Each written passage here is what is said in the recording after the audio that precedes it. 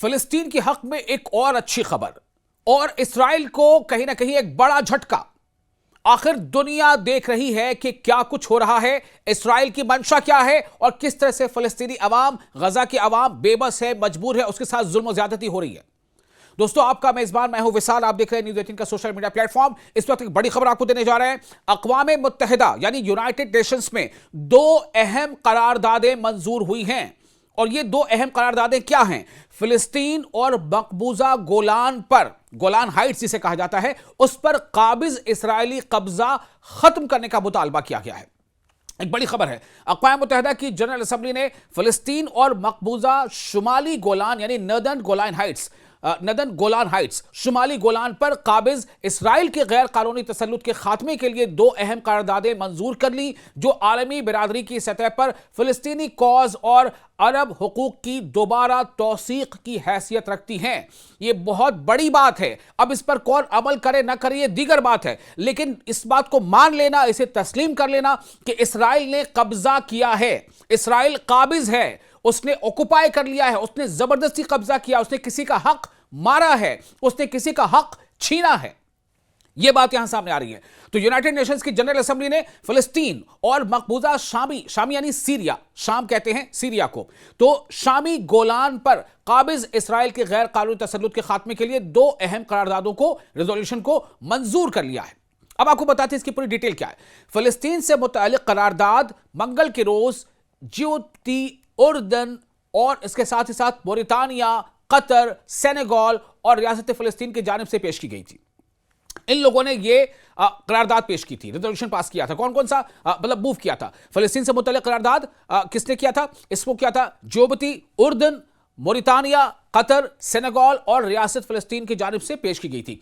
इस करारदाद के हक में 151 ममालिक कहते हैं कंट्रीज के प्लूरल को, यानी मुल्क का जमा ममालिक, 151 ममालिक ने वोट दिया, जबकि सिर्फ 11 ममालिक यानी 11 देशों ने इसकी मुखालफत की। अब आप सोचें कितनी बड़ी जीत है। ये एक मोरल विक्ट्री है, ये मोरल विक्ट्री है फिलिस्तीनियों की। इसका मतलब यह है कि दुनिया जानती है, दुनिया में रहने वाले लोग जानते हैं कि चूंकि फिलिस्तीन के साथ लगातार जुल्म हो रहा है, बर्बरियत हो रही है, इसलिए हर ज्यादातर मुल्कों में जो आम लोग हैं, जो कॉमन मैन है, वो सड़कों पर आ गए। उन्होंने अपनी हुकूमतों पर दबाव बनाया। इसका नतीजा यह है कि हुकूमतों ने इस तरह का फैसला दिया है। फिलिस्तीन से मुताल्लिक करारदाद जो रेजोल्यूशन था, उसे जिबूती, उर्दन, मोरितानिया, कतर, सेनेगल और रियासत फिलिस्तीन की जानिब से पेश किया गया था। और इस करारदाद, इस रेजोल्यूशन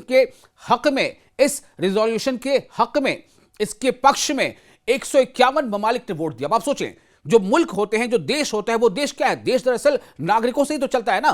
तो इसका मतलब क्या है कि 151 मुल्कों, 151 देशों के लोग भी ये जान रहे हैं कि फिलिस्तीन के साथ जुल्म हो रहा है और जालिम कौन है? इसराइल। ये उनके इस वोट से पता चलता है। तो उन्होंने माना 151 देशों ने इसके हक में वोट दिया, फिलिस्तीन के हक में वोट दिया और इसराइल के कब्जे के खिलाफ वोट दिया, जबकि सिर्फ 11 मुल्कों ने, सिर्फ 11 देशों ने इसकी मुखालफत की, जिनमें काबिज इसराइल और अमेरिका सबसे नुमाया है। अब आप सोचें, हर बार जब ऐसी कोई बात सामने आती है तो उसमें अमेरिका इसराइल के साथ खड़ा नजर आता है। यहां भी 151 देश एक तरफ हैं, वो इसराइल के खिलाफ, इसराइल के कब्जे के खिलाफ हैं, फिलिस्तीनियों के हक में है, लेकिन इसराइल के साथ साथ अमेरिका उसके साथ खड़ा नजर आता है और अमेरिका उन 151 देशों से अलग है। क्यों? क्या इसका मतलब यह है? क्या यह एक तरह से अमेरिका दिखाना चाहता है, दर्शाना चाहता है, बताना चाहता है कि वो चूंकि ताकतवर मुल्क है तो वो जो चाहेगा वही होगा? अमेरिका सबसे नुमाया इसमें नाम है। जो 11 देश जो इसके खिलाफ गए वो कौन है? इसराइल और अमेरिका उसमें शामिल है।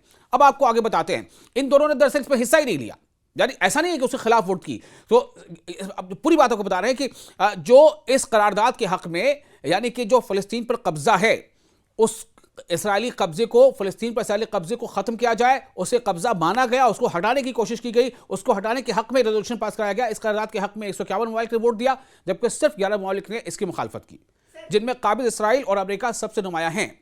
तो 151 ममालिक ने वोट दिया, जबकि सिर्फ 11 ममालिक ने इसकी मुखालफत की, जिनमें काबिज इसराइल और अमेरिका सबसे नुमाया नाम है। मजीद 11 मुल्कों ने वोटिंग में हिस्सा नहीं लिया। 151 ने हक में वोट दिया इसके पक्ष में, 11 मुल्कों ने इसके खिलाफ वोट दिया और 11 मुल्क ऐसे थे जो वोटिंग में उन्होंने हिस्सा ही नहीं लिया। अब आपको बताते हैं, चूंकि ये रेजोल्यूशन पास हो गया, यह करारदाद मंजूर कर ली गई चूंकि इसके हक में वोट ज्यादा है।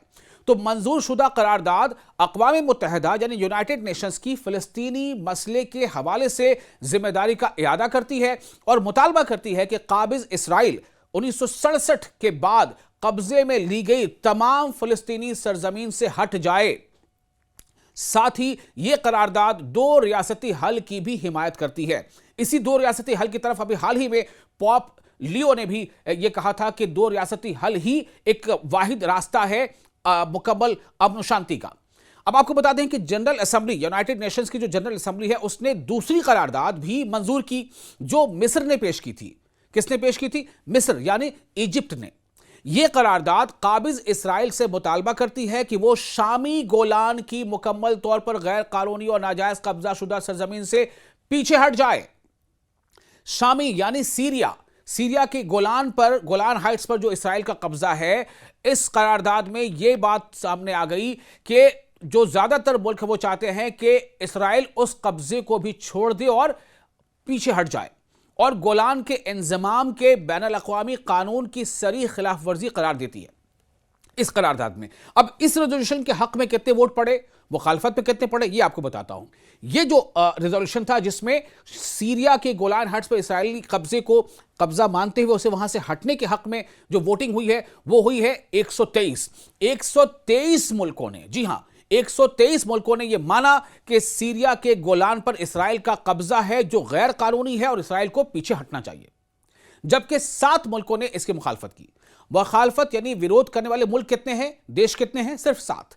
और इसके पक्ष में कितने हैं? 123 मुल्क। दुनिया के 123 मुल्क इसके पक्ष में हैं कि इसराइल का कब्जा गैर कानूनी है और इसराइल को अपना कब्जा खत्म कर लेना चाहिए, इसराइल को सीरिया के गोलान से पीछे हट जाना चाहिए। अब इन जो 7 मुल्कों ने जिन्होंने इसकी मुखालफत की है, जिनमें काबिज इसराइल और अमेरिका शामिल है, यहां भी अमेरिका शामिल है, यहां भी अमेरिका इसराइल के साथ खड़ा है, यहां भी दुनिया के बेशतर मुल्क, ज्यादातर देश जो बात कह रहे हैं अमेरिका का उससे स्टैंड अलग है। जबकि इस करारदाद पर, इस रेजोल्यूशन पर 41 मुल्क, 41 देश ऐसे थे जिन्होंने वोटिंग में हिस्सा लेने से गुरेज किया। लेकिन कितने मुल्कों ने इसके हक में वोट किया? 123। कितने मुल्कों ने इसके खिलाफ वोट किया? महज 7। और जिन्होंने हिस्सा ही नहीं लिया वोटिंग में वो 41 हैं। तो आप देखिए इससे क्या साबित हो रहा है कि दुनिया के ज्यादातर देश, और सिर्फ ज्यादातर नहीं, ऐसा नहीं कि 5 लोग नहीं मानते, 6 मानते, नहीं, बल्कि आप देखें कि जो लोग मान रहे हैं कि इसराइल काबिज है, इसराइल ने कब्जा किया है, इसराइल ने गैर कानूनी काम किया है, उनकी तादाद बहुत ज्यादा है। 151 देश, 123 देश। और जो नहीं मान रहे, जो इसके खिलाफ हैं, वो सिर्फ 7 हैं या 11 हैं। तो करारदाद में वाज़ेह किया गया है कि काबिज इसराइल की जानिब से सीरियन गोलान पर कब्जा और उसका अमली इंजमाम बैनुल अक़वामी क़वानीन की संगीन खिलाफ वर्जी है, इंटरनेशनल लॉ का वायोलेशन है। इंटरनेशनल लॉ का वायोलेशन है। कौन कर रहा है वायोलेशन? इसराइल कर रहा है। इसराइल के साथ कौन खड़ा है? अमेरिका खड़ा है। तो यहां पर यह बात सामने आ रही है कि करारदाद में जो बात सामने आई है कि इसराइल की जानिब से शामी गोलान यानी जो सीरियन गोलान पर कब्जा और उसका अमली इंजमाम बैनुल अक़वामी क़वानीन की संगीन खिलाफ वर्जी, अंतर्राष्ट्रीय कानून का उल्लंघन है और सलामती कौंसिल की सन 1981 की करारदाद नंबर 497 से बराह रास्त मुतसादम है, यानी उससे टकराती है। तो इस करारदाद के बाद जारी होने वाले पहले रद्द-ए-अमल में सीरिया के वज़ारत ख़ारजा ने, यानी जो एक्सटर्नल अफेयर्स मिनिस्ट्री होती है, सीरिया के वज़ारत ख़ारजा ने कहा है कि करारदाद यानी रेजोल्यूशन काबिज इसराइल से मुतालबा करती है कि वो पूरे के पूरे मकबूजा शामी गोलान यानी सीरियन गोलान से इनखला करे, वहां से पीछे हट जाए, कब्जा छोड़ दे, खाली कर दे। वज़ारत ख़ारजा के तर्जुमान यानी वज़ारत ख़ारजा के मुताबिक करारदाद के हक में बढ़ते हुए वोट इस बात की दलील हैं कि आलमी सतह पर नई शाम के मौक़िफ़ और मकबूजा गोलान की आज़ादी के उसूली मौक़िफ़ को मुसलसल बढ़ता हुआ आलमी ताउन यानी अंतर्राष्ट्रीय समर्थन, इंटरनेशनल सपोर्ट हासिल हो रहा है। तो अब आप देखें, अब आप सोचें जरा कि जो इसराइल ये कहता रहा है कि हमारे पर हमला हो रहा है या फिर ये कि हमें जो है परेशान किया जा रहा है, आप सोचें इसराइल ने ही दरअसल इसकी कहीं ना कहीं बुनियाद रखी है। इससे ही बात सामने आ रही है। क्योंकि आज अगर दुनिया के ज्यादातर मुल्क इसराइल के खिलाफ नजर आते हैं तो क्यों नजर आते हैं? इसलिए कि लोगों को यह महसूस हो गया है कि इसराइल ने एक लंबे अरसे तक दुनिया की आंखों में धूल झोंका, एक लंबे अरसे तक उसने हकीकत जो है छुपाई लोगों तक हकीकत पहुंचने नहीं दिया। अब जब लोग इसके तरफ मुतवज्जे हुए, अब जब इस जंग के बाद से लोगों ने इस मुद्दे को गौर से समझना शुरू किया, तो लोगों को यह एहसास हो गया कि दरअसल गुनहगार कौन है, या गलत कौन कर रहा है, या गैर कानूनी काम कौन कर रहा है। इसराइल कर रहा है। ये हम नहीं कह रहे हैं, ये यूनाइटेड नेशंस जनरल असेंबली कह रही है। यूनाइटेड नेशंस जनरल असेंबली में जो करारदाद पास हुई है, जो रेजोल्यूशन पास हुआ है, वहां से ये संदेश सामने आ रहा है। लेकिन सबसे बड़ी बात यही है, कहते हैं ना कि जिसकी लाठी उसकी भैंस। अब आप सोचें, क्या यह माना जाए कि भाई आप गलत पे गलत करते जा रहे हो, आप इंटरनेशनल लॉ के वायलेशन करते जा रहे हो, लेकिन चूंकि अगर आपके पास ताकत है तो आप सब कुछ करते रहोगे, और जिसके पास जो थोड़ा कमजोर है वो सिर्फ ये मजबूर होगा कि वो आपके जुल्म को सहे, वो अपने आपके जुल्म के खिलाफ खुद को खड़ा करने की जद्दोजहद भी ना करे, उसके खिलाफ वो अपने डिफेंस में वो खड़े भी ना हो, अपने डिफेंस में वो आप पर जो है वार भी ना करे। तो लगातार इसराइल की ऐसी हरकतों को साथ किसका मिल रहा है? अमेरिका का। आपने देखा कि 151 मुल्क जहां फलस्तीन पर कब्जे के खिलाफ हैं, इसराइल के खिलाफ हैं, लेकिन वहां पर इसराइल के साथ खड़ा कौन है? अमेरिका। आपने देखा कि 123 मुल्क जहां सीरिया के गोलान पर इसराइली गैर कानूनी कब्जे के खिलाफ हैं, वहां इसराइल के साथ कौन खड़ा है? अमेरिका। अब आप समझे कि दरअसल हो क्या रहा है। दुनिया को डेमोक्रेसी, जमहूरियत, इंसाफ की बातें बताने वाला दरअसल वो इंसाफ के साथ है या नहीं, यह आप खुद तय करें। आप देख रहे थे न्यूज़ 18 का सोशल मीडिया प्लेटफॉर्म। मैं हूं आपका मेजबान विशाल। आपको ये वीडियो कैसा लगा? अपने तासुरात, अपने रिएक्शंस आप हमें कमेंट बॉक्स में शेयर कर सकते हैं।